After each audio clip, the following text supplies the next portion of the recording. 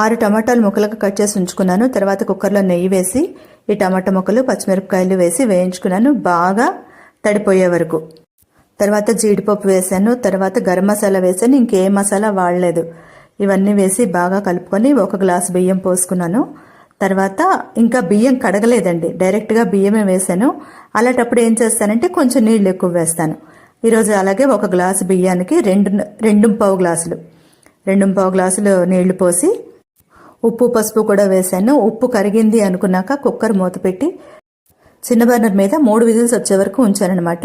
చాలా బాగుంది టేస్ట్ అయితే. కాకపోతే అంతగా నోటికి ఎక్కలేదండి, కొంచెం హెల్త్ డిస్టర్బ్ అయింది. అంటే పెద్దగా చెప్పుకోదగిందేం కాదు, కానీ నోటికేం రుచించట్లేదు. ఇంట్లో నా పరిస్థితి, మా అబ్బాయి పరిస్థితి కూడా అలాగే ఉంది. ఇలాగైతే ఏమైనా నోటికి వెళ్తుందేమో అనుకుని ట్రై చేశాను, పర్వాలేదు. సో ఇంకా మిగిలిపోయింది. దీనికి మంచి రైతా చేశాను. అంతేకాదు బెల్లం ఆవకాయతో నంచుకున్నాను. చాలా బాగుంటుంది, ట్రై చేయండి.